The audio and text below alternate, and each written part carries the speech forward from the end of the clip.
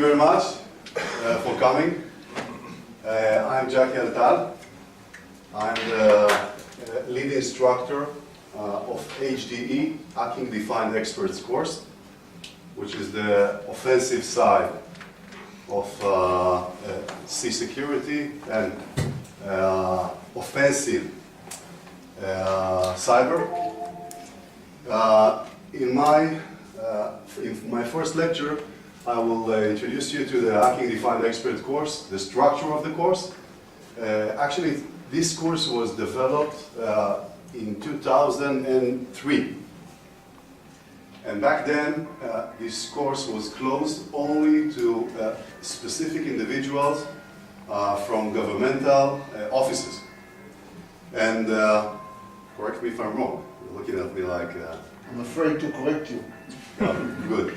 And during the years, we established this course to the major workers in the cyber area, especially to those who like to work and to use their brain and to work a lot with black screens and a lot of terminals.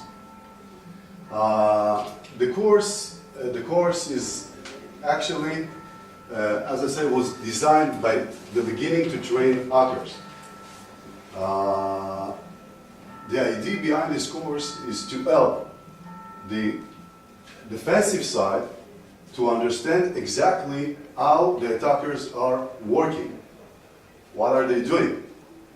We try to build a methodology that will help the offensive side and the defensive side to be much more accurate in the information that they are using and how they are storing it in their computers and their networks.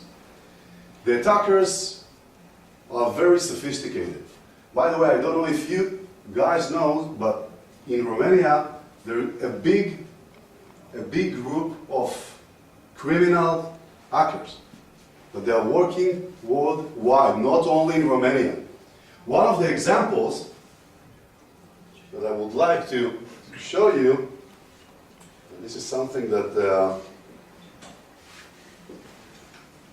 you guys didn't mention. Oh yeah. It's this guy. He hacked Hillary Clinton's personal email. He's sentenced to 52 months in the US prison. This is a story from 4th of September. More than that,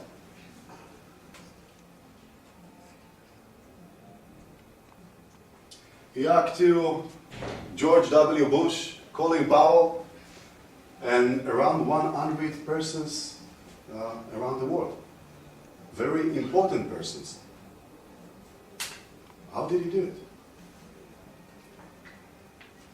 You probably heard that Mark Zuckerberg, anyone knows who is this guy? No? No one?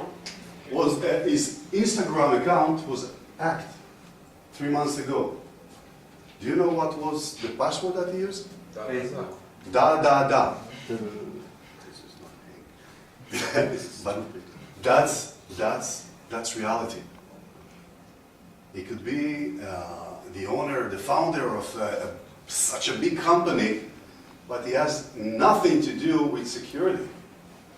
In order to crack a password like that, using techniques like a brute force attack or a dictionary attack, it's a matter of seconds. And you know what? Yesterday I did something. I was checking the Yassi area just to look if there are any vulnerable systems, personal systems. What was the address? Can you open the computer? I'll just show them. I believe that he's going to stay in Romania more 1 year. We have a free place, you know. We have a free card, yeah, for the plane back to Israel. Yes. And I just did a little scan. I just looked at addresses, network addresses that belong to this area, And I found, can I show you that? The machine is open? I think you might get arrested here. There are police officers over here? So I'm fine. Yes, the machine open? So I just did a little scan and I was looking for a 7547 port, which is a known port that's used by, I can see that everyone is writing, so. Would you like to show that? Again, to take off the computer and. No. You can show just the cameras itself. So we'll do it Go like in. this. Close the camera after. So.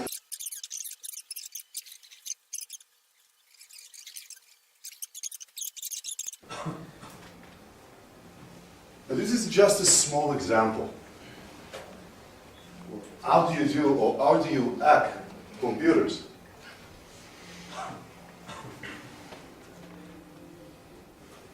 Not you.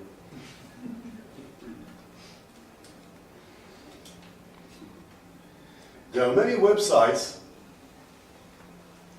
for example, Security Focus or ExploitDB.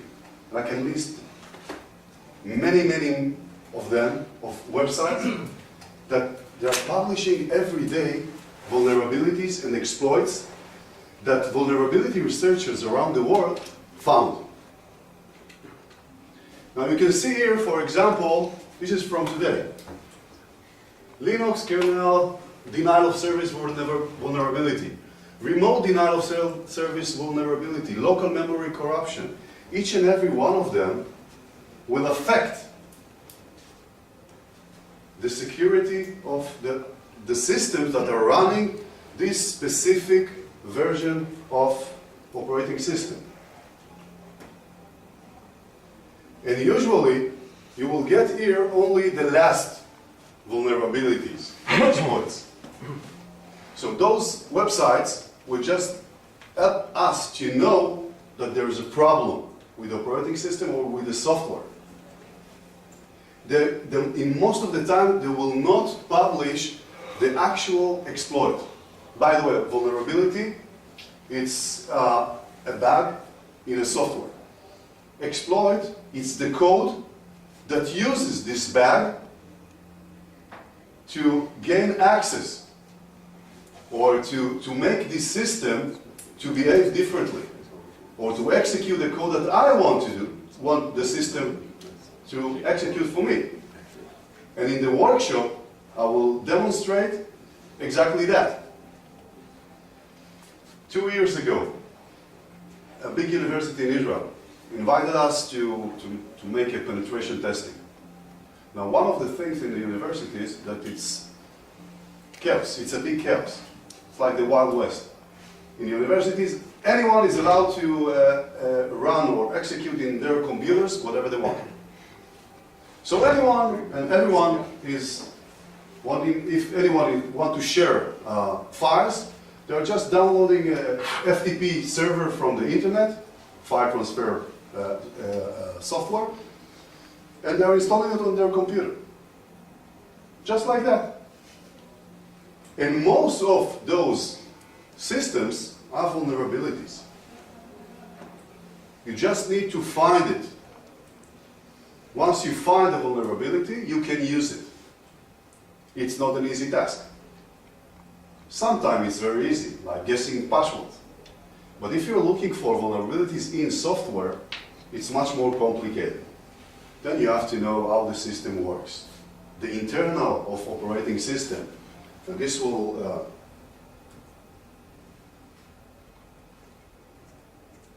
take me back to this part, to the presentation. The difference between the Hacking Defined Expert course and the CH is that the Hacking Defined is a much more technical course. You need to know how to write code. You need to understand how systems internals are working. Windows, Linux. As you can see, I'm working with Linux. I'm not working with Windows for more than 10 years. Sorry, no offense. Microsoft. I'm not a fan of Microsoft. I prefer the open source. As you saw at the preview, I was one of the developers of the backtrack that was founded in C security more than 10 years ago, which is today it's Kali, but it's one of the most famous framework. one of the most, that's not the word I'm looking for, one of the most broad נפוצים. Distributed security assessment operating system that you can find. Last month I was in Argentina, again in a work, and I was surprised to understand and to know that they're using that operating system as well over there. Almost all over the world. It's one of the most common operating system for penetration testing. But again, if you ask me, a good penetration tester, which is in the first layer, there are 3 layers of hackers. The low level are script kiddies, which are, it doesn't know anything about coding, about operating system, just know where to go, what website I need to get into, which tools I need to download, and where I need to click on. And that's it. I don't care what this tool is using, how it's working. I just need to get access to his computer. The first layer, we're talking about people that have a deep knowledge in security, in operating system, in programming. A good hacker or a good penetration tester, which is actually almost the same. I will talk about it in a few slides. It's almost the same. The main difference is that the attacker or hacker, the evil one, the criminal one, will need to hide or cover himself in the system. And as a penetration tester, if someone is inviting me, I will sign on NDA, non-disclosure agreement, and we will declare exactly what are we going to check and how we are going to do that and when. Because if, for example, I'm working for a company that makes $3 million a day and they're working only online, and I will do the penetration testing and the website, the main website will fall down by any reason, that's a lot of money. That's a problem. That's not something that you can do. There is a lot of responsibility in being a penetration tester.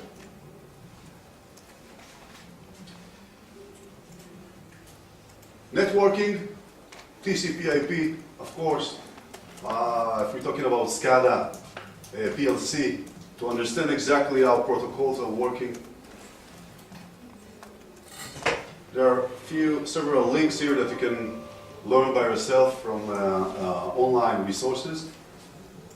Code, one of the major programming is the Python. Anyone heard about Python? Are there any programmers in here in class? What language? Well, I used to do Python, now only C++, C#. C++ is good. Skip the C#. I was C++ in Python. C++, that's great. That's great. The operating system, if we're talking about Windows or Linux, they are most of them based on C or C++. In Linux, you can see it. You can get into all the files and to see the actual code.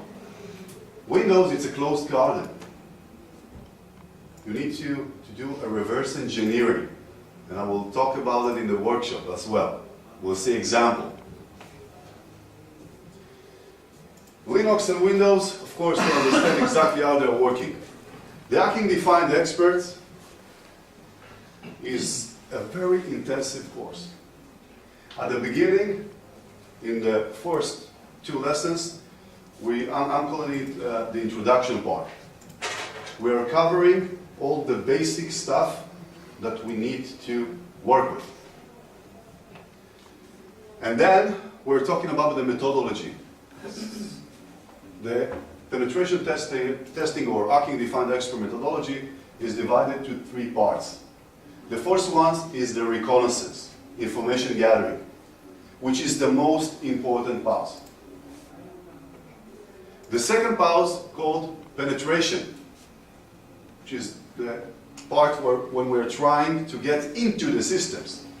And the third part called housekeeping, to clean our tracks and to make sure that no one will know that we are controlling the systems.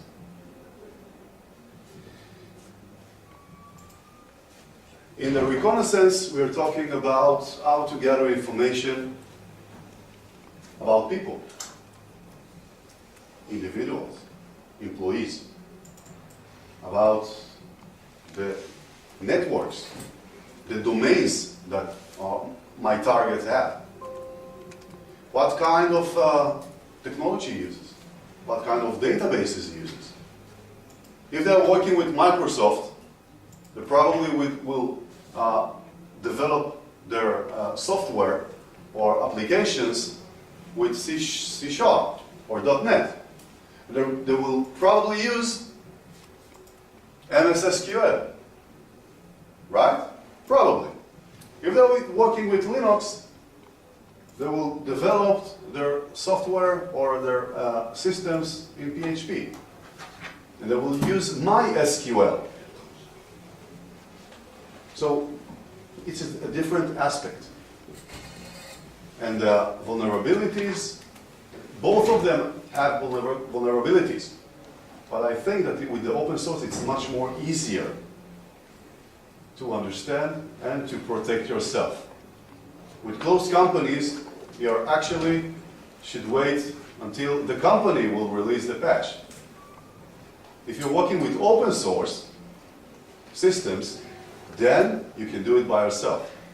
If you have the knowledge, if you understand how the things are working. And that will help us to be much more sophisticated. The cyber area, if we're talking about cyber security, is a very demanding area. Me, for example, I'm finishing the work. I need to get online and to read a lot of articles and to understand what other vulnerability researchers found in the last day. And one of the things that I did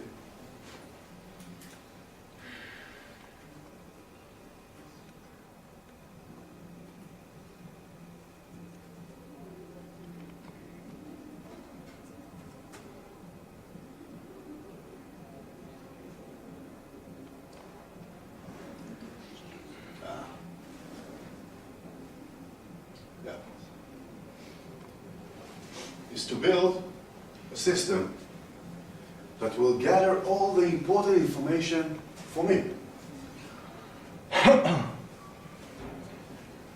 about new exploits from all over, from more than 1,000 sources, to get me information about news, about hacking, about cyber crimes, about exploits, new vulnerabilities, to follow Twitter. I'm following more than 2,500 cyber criminals. But they're talking on Twitter and Facebook. I have my own base. I can change the keywords that I want you to get notification once someone is using that word. And the system knows exactly how to find the handles of those criminals and to start to follow them automatically for me.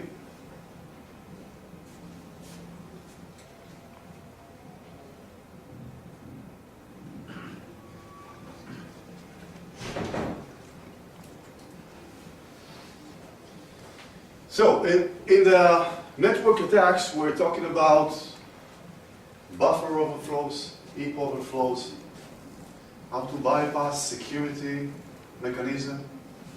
Anyone heard about ASLR or DEP? Data execution prevention? During the time, the companies are trying to learn how the cyber criminals are working. They're developing new security mechanism. It's like a cat and a mouse race. Microsoft releases a new mechanism, security mechanism, and the bad guys are trying to find a way to bypass it. And this is a never-ending story. Never-ending story. So network attacks. For example, man-in-the-middle attack, or traffic interception and manipulation. I don't know if all of you are aware that if we're sitting here in the hotel, and now you are connected to Ramada Wi-Fi, I can easily get all your password. Easily. I just need to run my script. And to make a man-in-the-middle attack against each and every device that is on the system, on the network. And just as Henri said before, there are already written tools that you can just download and use it by yourself. So any open Wi-Fi is unsecured. And what I'm doing, I have at the office in Israel an SSH server. Someone knows what is SSH protocol? Secure shell.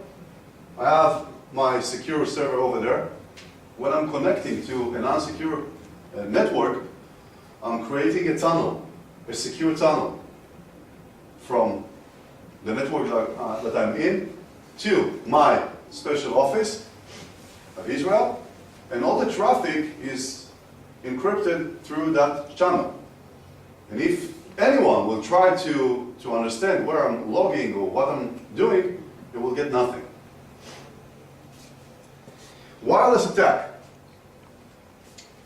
There are several tools that can help us to crack web. Of course, web it's a matter of minutes to crack web.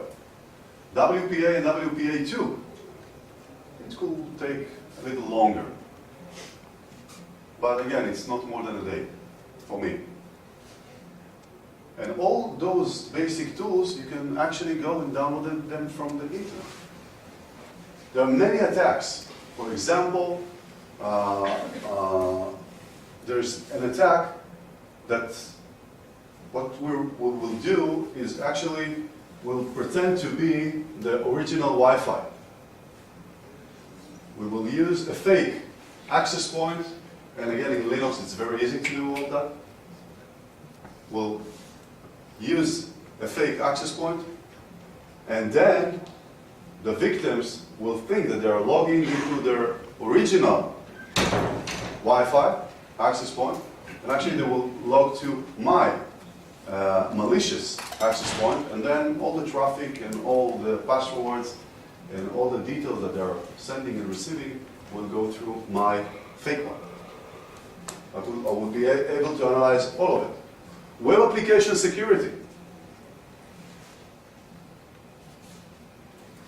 There are a lot of vulnerabilities that people are using on a daily basis.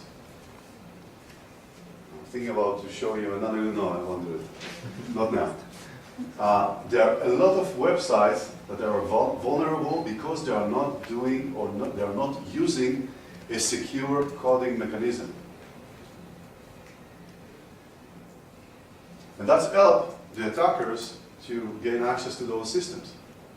And again, once you find a vulnerability and you manage to use it for your own, you can actually execute code if it's on the administrator system, like in an example attack they called CSRF or XSS, cross-site scripting, or to use SQL injection attacks,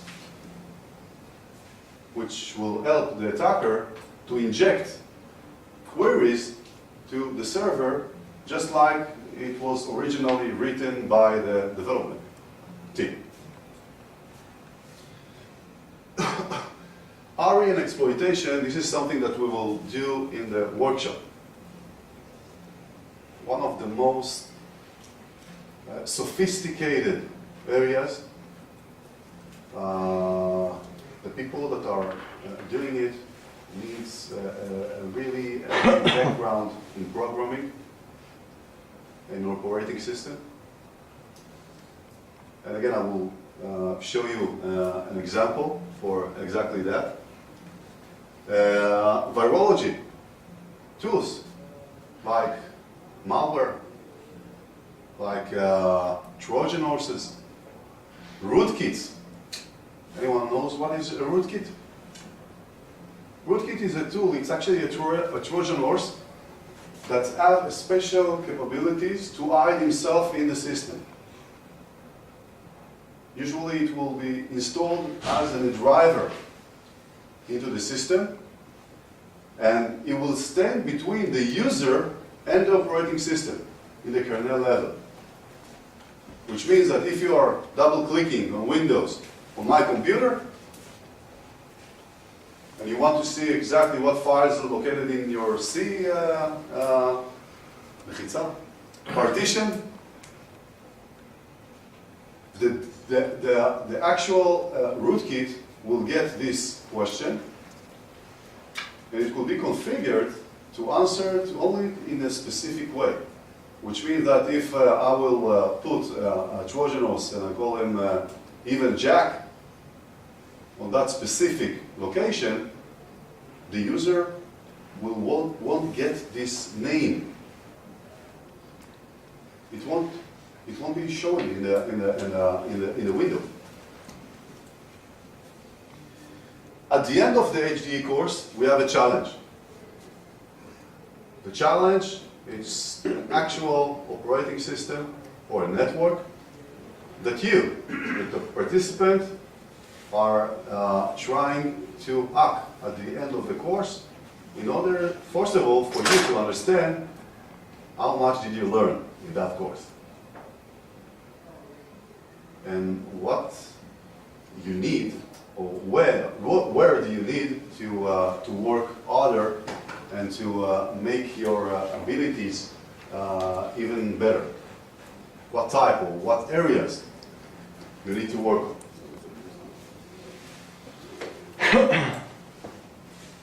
So, at the beginning, in the reconnaissance, we're using OSINT or enumeration, which is actual questioning to services to understand what type and what version they're running in order to find the exact vulnerability or exploit to use against them. Attack tree, it's actual the structure. It's only for the penetration tester or for the attacker, just to get to know where all the windows and all the doors are located in the building. In the attack paths, we're trying to use one of the holes, one of the windows. Sometimes it's the key above the carpet at the entrance. So we just need you to take it out and open the door. We need to understand exactly how the assets are structured or assembled in the specific target. Privilege escalation is another attack that helps the attacker to gain a privileged access to the system. There are many times that the attackers are using vulnerabilities in specific software, but the software was installed as a regular user, which means that the attacker will have the access as the same user. And in most of the time, when we're controlling the user, we will want to be the domain admin or the main administrator of the system. So in this attack, we will try to find a vulnerability in the operating system locally in order to gain much bigger or stronger access to the system, which will help us to do whatever we want, just like the administrator. Post-exploitation, this is what happens after I'm getting an access. I have an access to the system. Now what? What do I need to do? Maybe to locate passwords in the system, to find other computers on the same network, and to gain information from them as well. Databases, storage, or any other system or server that could help me to get more information about the target. The cleanup, it's just to make us be invisible in the system. But the actual administrator, IT manager, will never know that we're inside, we're sitting in the system. I talked about this before. If we are talking about attackers, real-world attackers, criminals, there are a few questions that should be asked. Each and every one of you, if you want to be a criminal or you want to be an ethical hacker. As I said before, as an ethical hacker, you're getting permission from the company to do your work.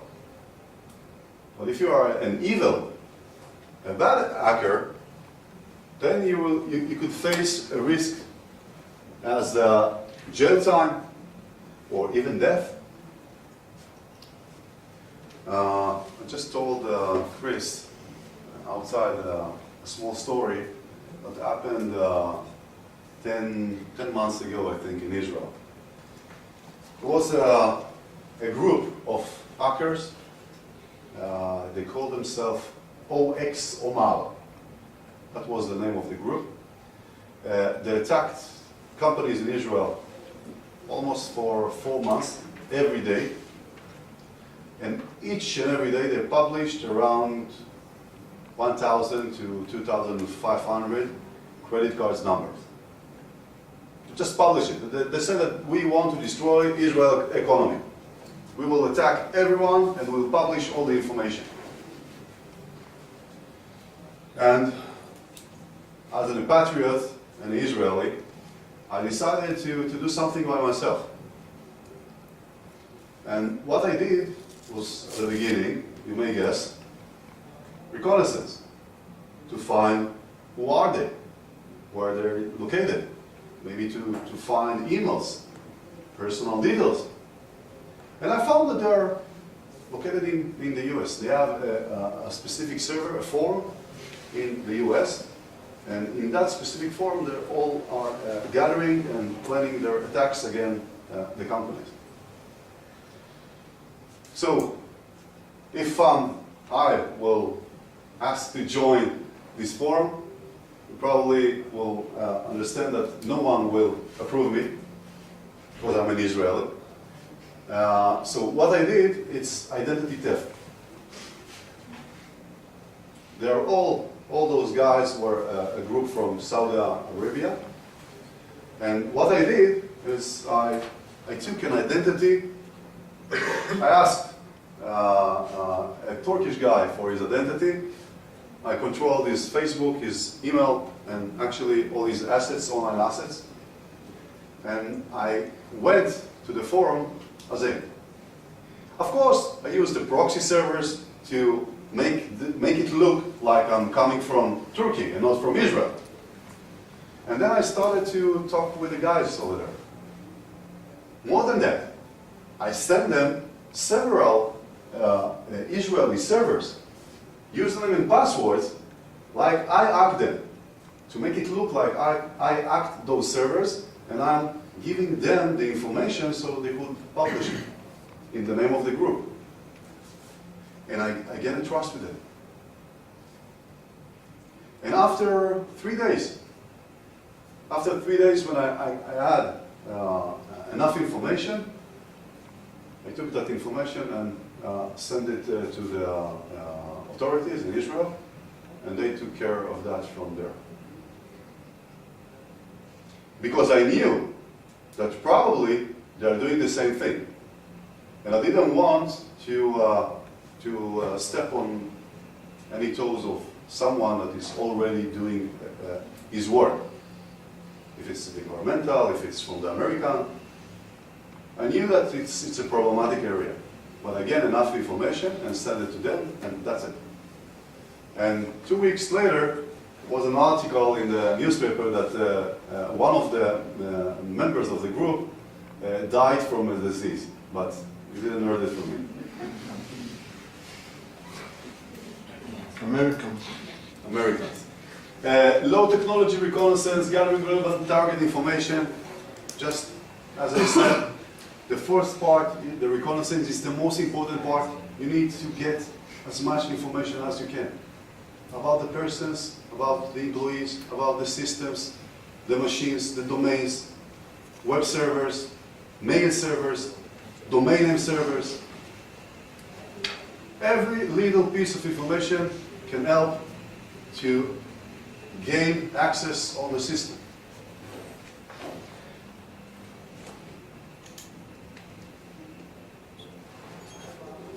And again, the only two limitation is resources and imagination. Usually the cyber criminals are very productive. They're thinking in a different way. And you know what, let me ask you all of you a question. We'll be able to spot who are the criminals in the class. It's a question that I asked more than, I think, 10,000 people during my courses. There was a mother, died. The mother died, and she had two girls.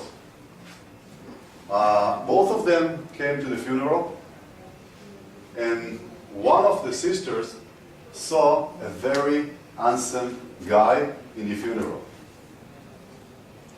Later on the same day, she killed her sister. Why?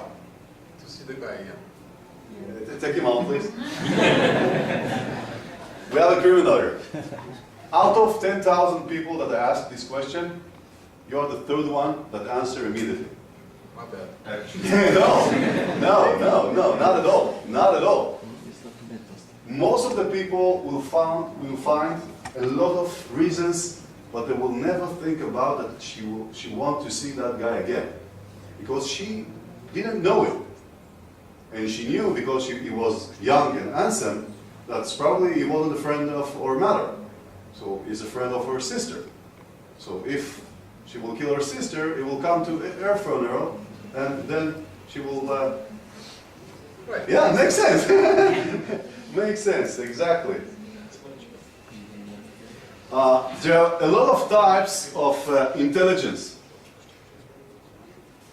Geointelligence, human, massint, osint, sigint, tekin, vefinin.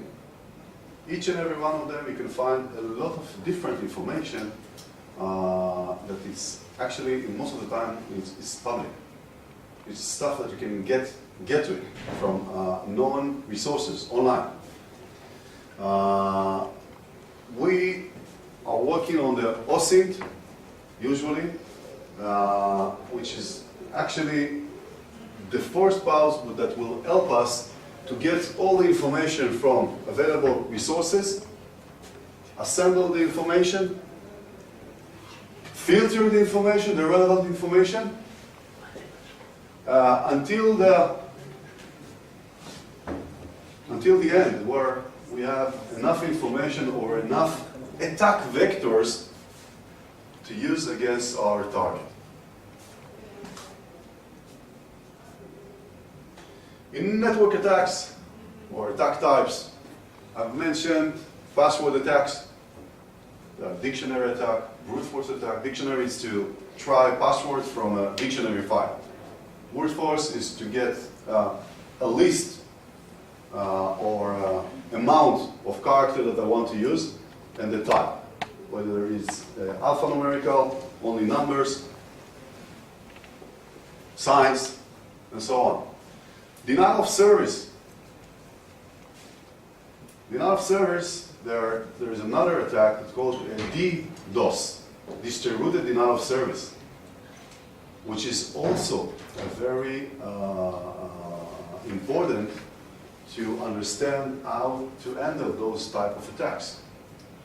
The cyber criminals are using those attacks to get website down on their knees. Why? Most of the time, they're working for the competitors to get all the clients to their website. It happens a lot lately. Sniffing attack and data modification, identity spoofing, attacks against specific protocols which are available. Wireless. I've mentioned all the war driving attacks. Attack types, you can do deauthentication, identity theft, cafe latte attack, chop attack. There are a lot of unique names that the hacking groups and the people that develop those tools are using. Each and every one of them is different type of attacks, but just imagine that you can deauthenticate everyone that is now connected to the Ramada Wi-Fi access point, and meantime I can create my own Ramada access point, and everyone will connect to that access point, even the administrator of Ramada, and he will try to log in to the administration panel, and then I will be able to see his username and password. Because if he's in my network, I can use other attack, network attack, to get that information. And if he will not notice, I will make it in a way that it will look originally like his access point. He will never know that he's connected to another network.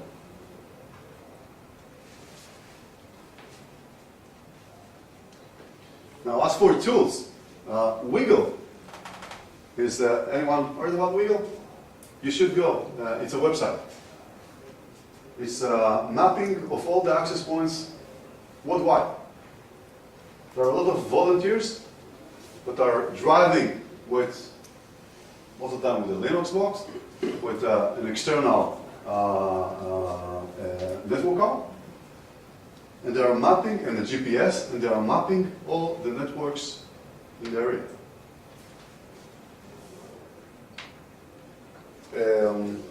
Kismet and Ersnov are sniffing tools. Tools that I just need to open in my box, and I can sniff all the traffic that is going over. And if the traffic is being transferred in clear text, I can see the website, I can see the details. If you're using, for example, email, POP3, for example, and not IMA, not encrypted, not secured, then I can get your username and password, and all the contents as well.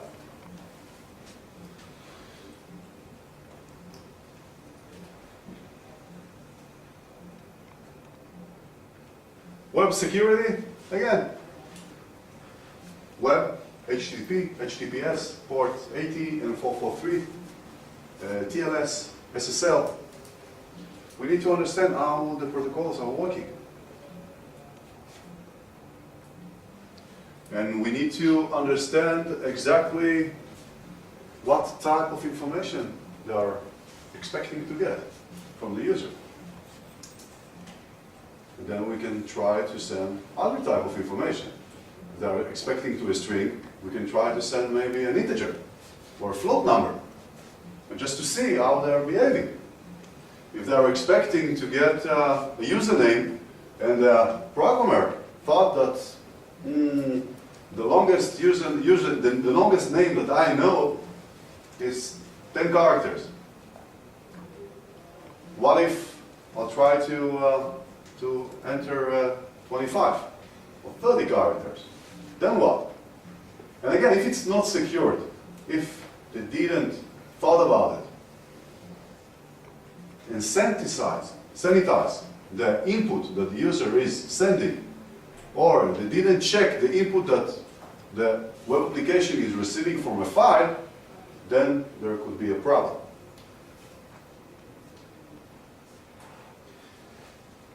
SQL injection, XSS, LFI and RFI, local file inclusion, remote file inclusion. It's an attack where I can take a file and ask the server to upload it to the web server. Then I can execute it or use it from distance. And again, I wrote several tools, open source like Nikto and WMAP, part of Rapid7 solutions, and SSS, Shadow Security Scanner, Analytics. They are commercial solutions that you can register, pay, of course, money, and use it to find exploits and vulnerabilities on server, just like ScriptKit is. You just need money.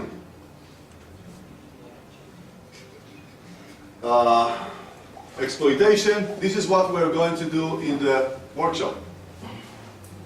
I'm afraid that it might be too much for you guys, because I can see your faces. Just a minute. Just a minute. Your faces. I'd like to say something. A patient came to the call to his doctor and asked him, what about my body checks I made? So he said, I have bad news and good news. What do you want me to start with? So he said, good news. Doctor said you have 24 hours to live. Those are the good news, so what are the bad news? Well, I'm looking for you from yesterday. Why I tell you that? Because you heard a lot of acronyms, confused acronyms, a lot of strange words. Don't call me Those strange. are the bad news, okay? Then the good news is that you shouldn't be a genius to be a quite good hacker. Not brilliant, but good hacker. Even Jackie became a hacker. I love you so much. Thank you. Thank you. In 3 months of working in the Israeli model, not in the Romanian model, because here we are going with 2 parts. But within 1 month, part A, we will be familiar with all the acronyms, with all the methods. Within 2 months, you will be a junior hacker penetration tester. After 1 year, you will be quite good hacker. Without courses, only training at home, okay? You have a homeland, Romania. You have business. You have a future, families, careers.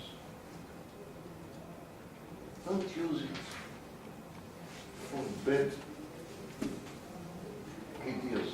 Don't do that. I'll be myself your enemy if you do it. Don't attack even Romanian enemies for nothing. Don't attack. Use it for good reasons, to help people, to help security, to help nation. Sorry, but it was very important for me to say those 2 things now. Sorry, Jackie.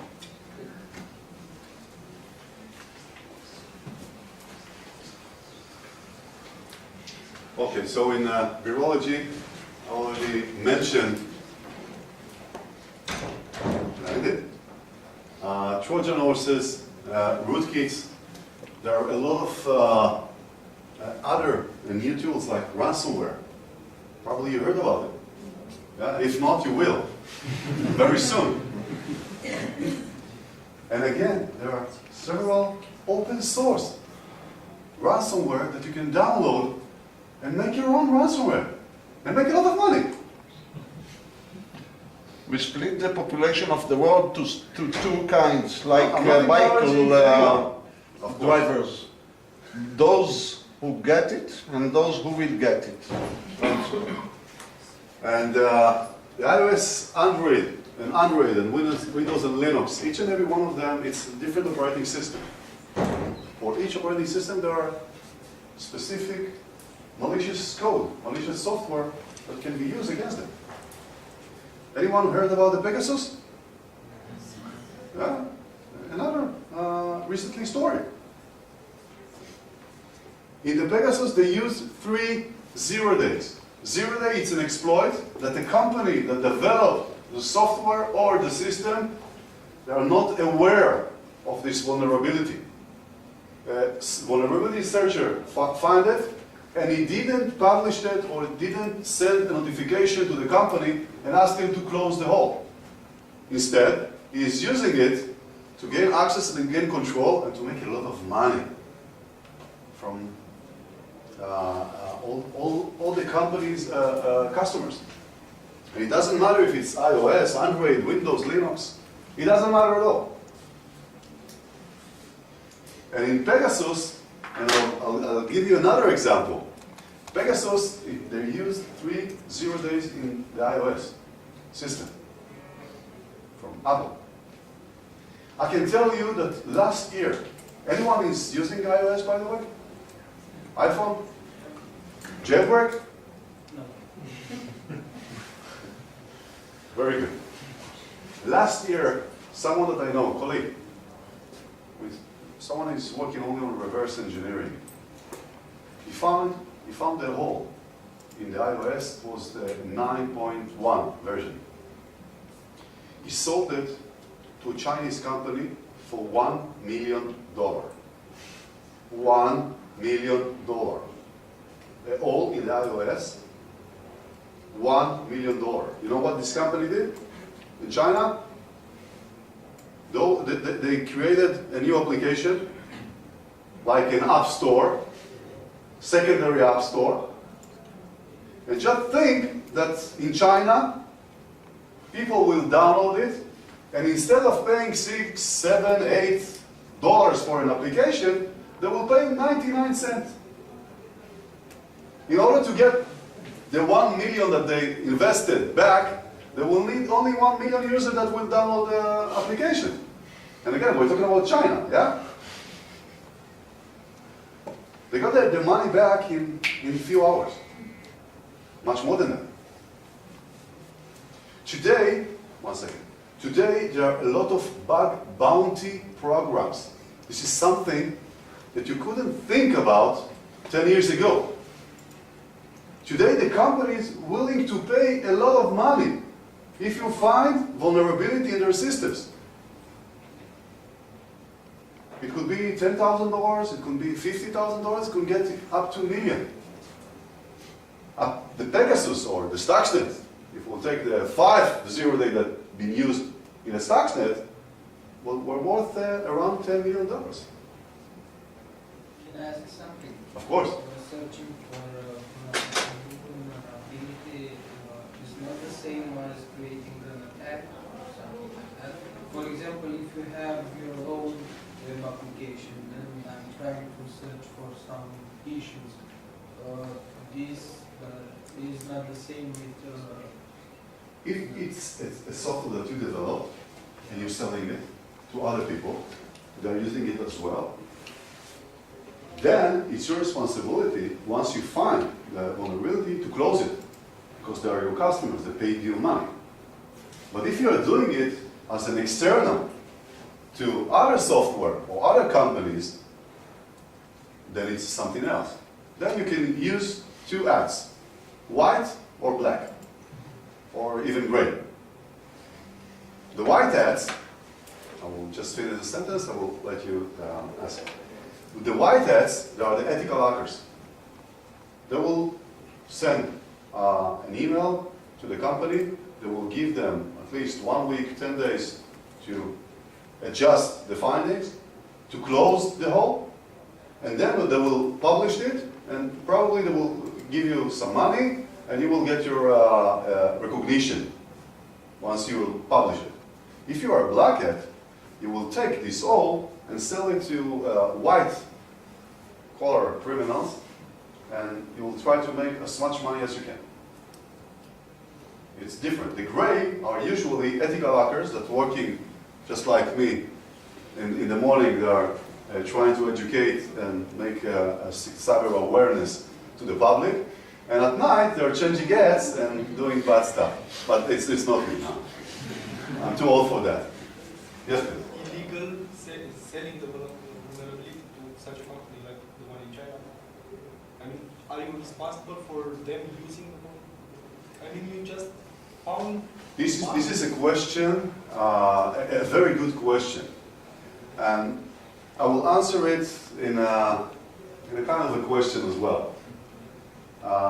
Because it depends on the regulation, on the specific country that you sell this tool, and the regulation of the company that developed the software.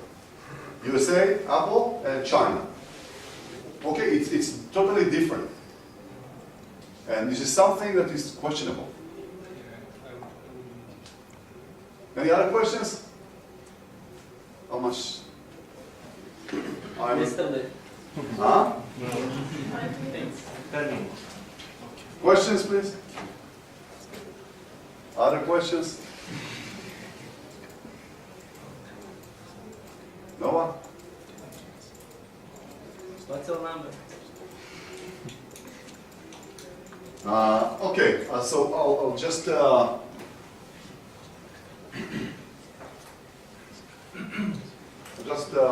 yes, please. Sure. Why this jailbreaking things are working? What is their benefit again?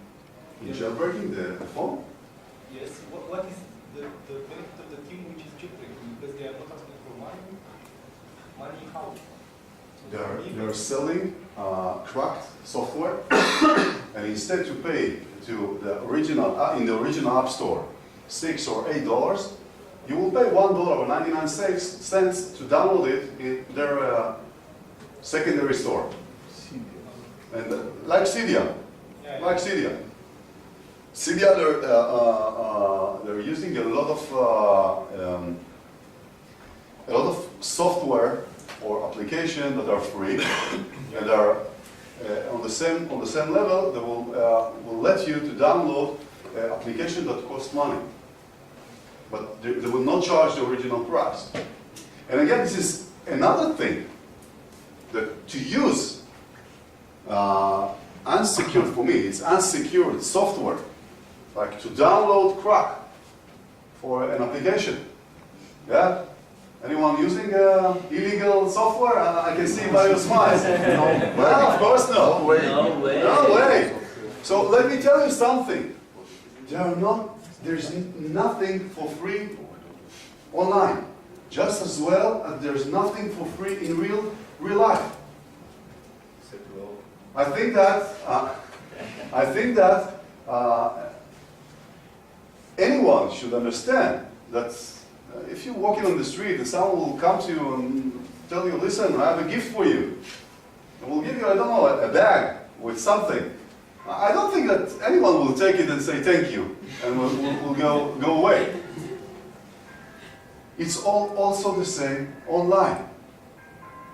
And in the workshop, I will demonstrate exactly how I'm taking the software. We will download software from the internet. Sniffer, security sniffer, especially for places like this if you want to sniff passwords, clear text passwords in an open network. We will download this application from their website, the company website. They're charging $29.95 for this sniffer. And I will show you how, with the use of basic tools like debugger and decompiler, I will take this software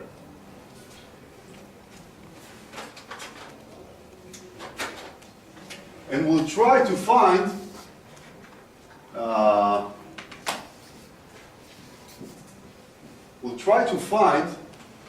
in the software from the eyes of the processor,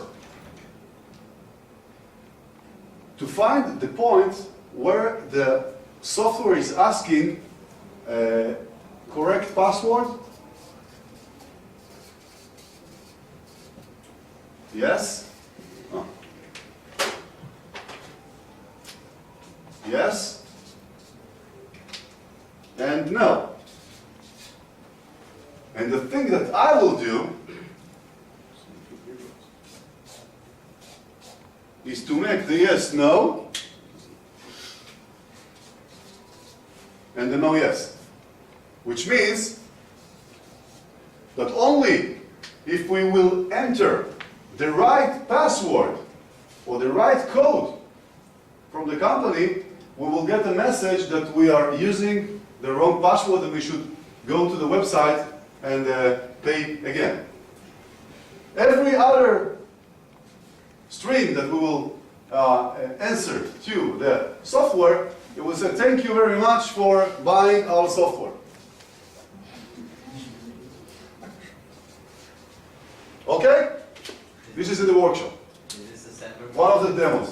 What programming language is used for this? Assembler or? I think that the software was written in C. I will use only debug or Unity debugger, which is a tool that will help us to see how the processor is seeing the process of that specific software. Yes, please. Is this the same as You said that you don't have questions. Yes, please. Is the same as reverse engineering with IDA? The same. No, also the same. The difference is in all you can actually run the program and debug it real time and change codes. There are benefits, there are several benefits to why to use IDA and why to use only or Unity debugger. Any other questions?